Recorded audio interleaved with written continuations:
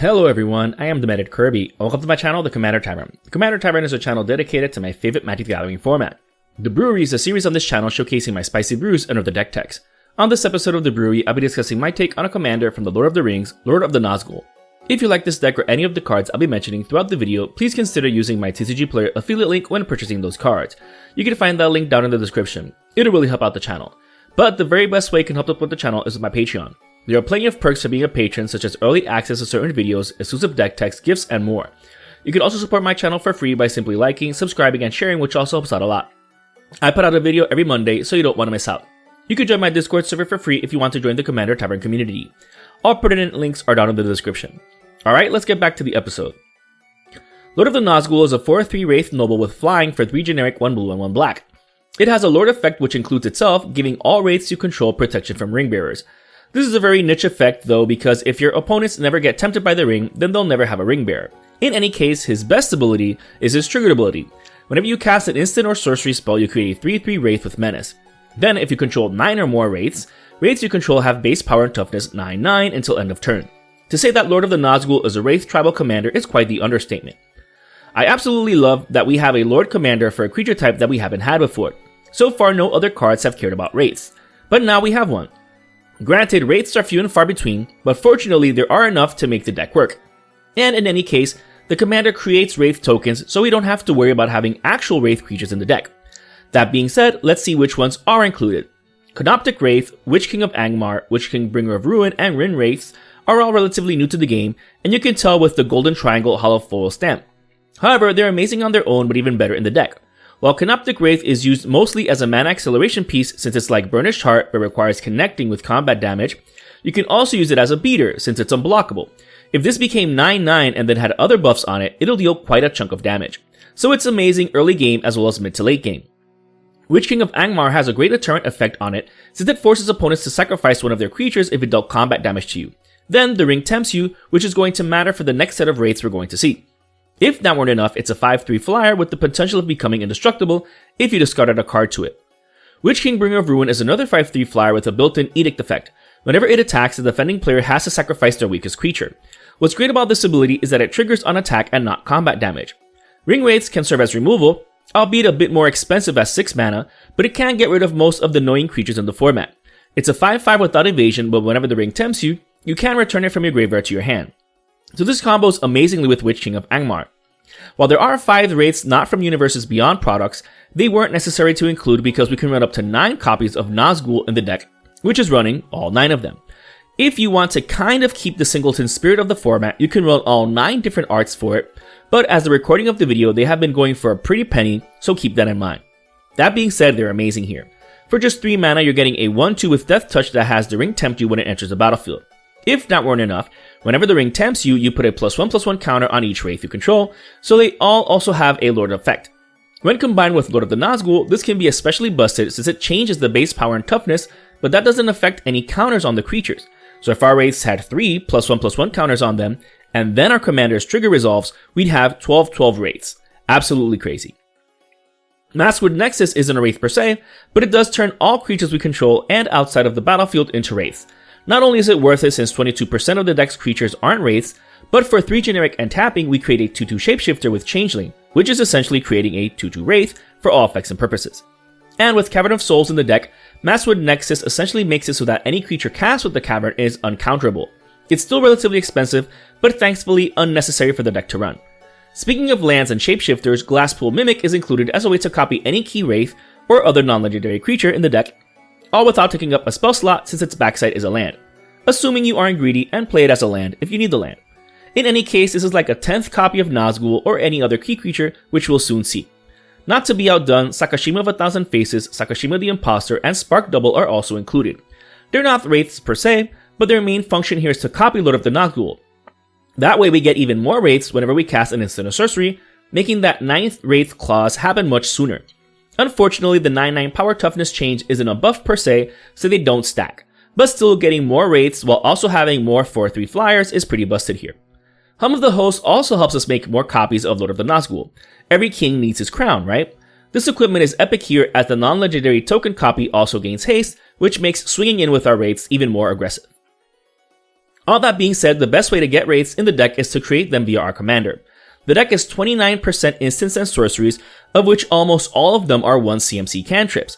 These are the easiest ways to trigger Lord of the Nazgûl while also replacing themselves. Best of all is casting an instant in response to attack in order to get a nice blocker.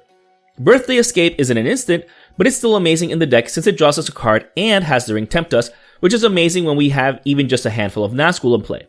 Speaking of the ring and ring bearers, Aphotic Wisps, Leap, Shadow Rift, and Slip Through Space are amazing 1 CMC cantrips because they have the potential of making our ring bearer unblockable. Granted, if our ring bearer already flies, then Leap won't do much here, but it's great at giving flying to a non-flyer to be able to block a flyer since it's an instant. Thought Scour, Cling to Dust, Cremate, Mirrored and Avenged, and You Are Already Dead are cantrips that have some form of disruption/interaction on them. The first one mills, which is great against top deck manipulation decks. The next two can exile anything targeted by graveyard or menace decks, and the last two are great at killing off anything we block that we couldn't kill with combat damage. If a big creature blocked a smaller one or vice versa, they usually never see it coming. So the You Are Already Dead is super flavorful and definitely worth the meme points. Gitaxian Probe and Peek are great on their own since they help us look at someone's hand if we suspect anything off about it, especially if we want to keep our counterspells up. This will let us know if we need them or not. Speaking of counterspells, Fierce Guardianship, An Offer You Can't Refuse, Swan Song, Negate, Mana Drain, and Counterspell comprise the counter magic suite of the deck. Not only are they great on their own, but in a deck like this one that cares about casting instants and sorceries, these are even better since they can trigger effects that care about them being cast. Even with things like Kindred Dominance, Raise the Palisade, and Cyclonic Rift that also function as potential game-ending spells. The probability of having an opponent control a Wraith when we cast the first 2 spells is so close to 0 it might as well be. And overloading Cyclonic Rift doesn't really require any further explanation.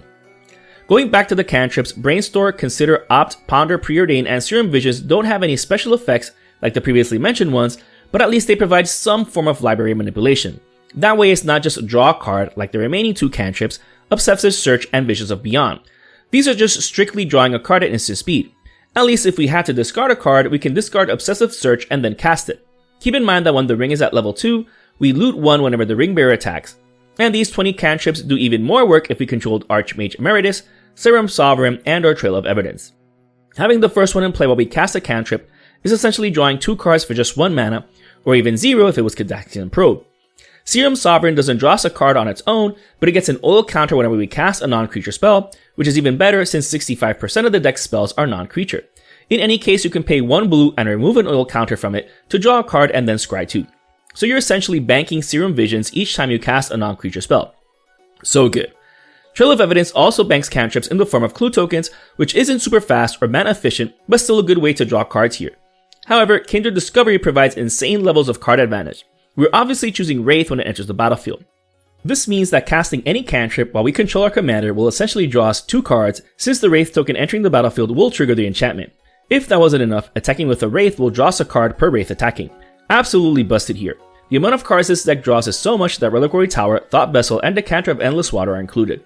The land doesn't really take up a slot in a 2-colored deck, and the other 2 serve as mana rocks, which is more than welcome in a non-green deck like this one, especially since Soul Ring is the only other mana rock in the deck.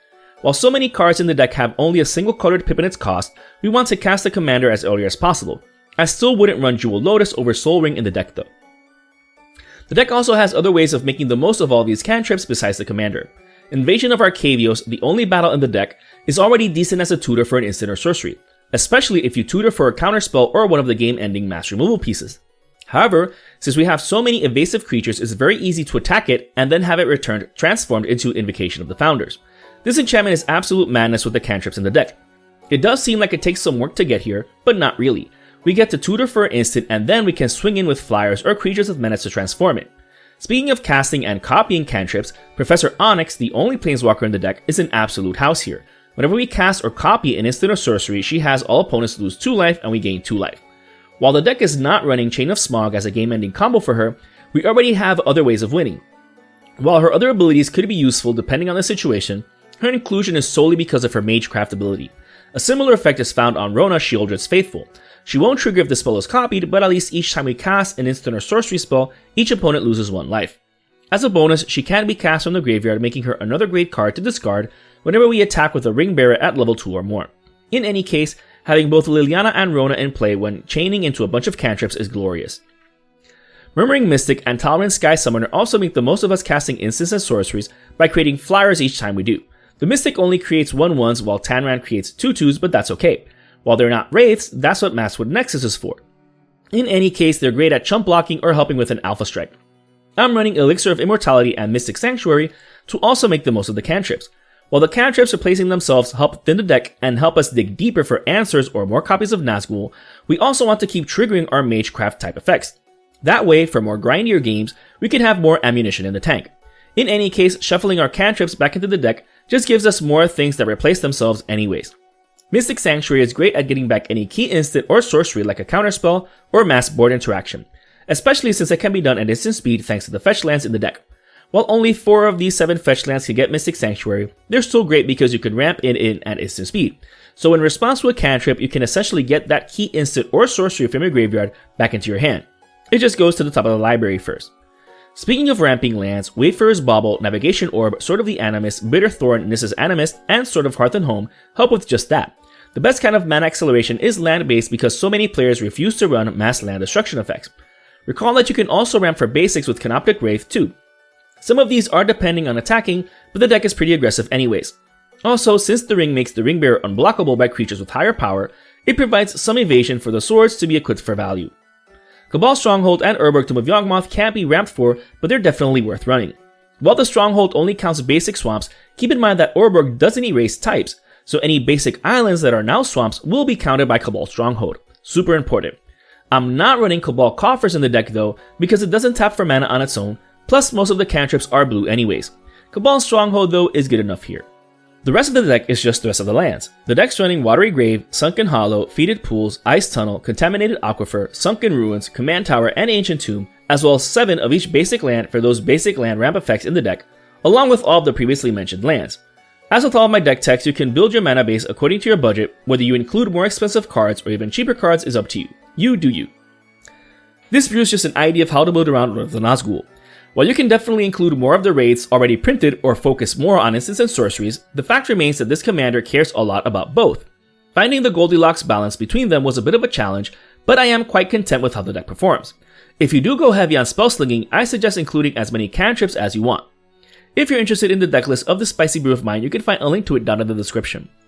I would like to thank all my patrons for supporting me, and a quick shout out to all my higher tier patrons, the Brewers, for their patronage. I'd also like to thank anyone using my TCG Player affiliate link. That also helps out the channel.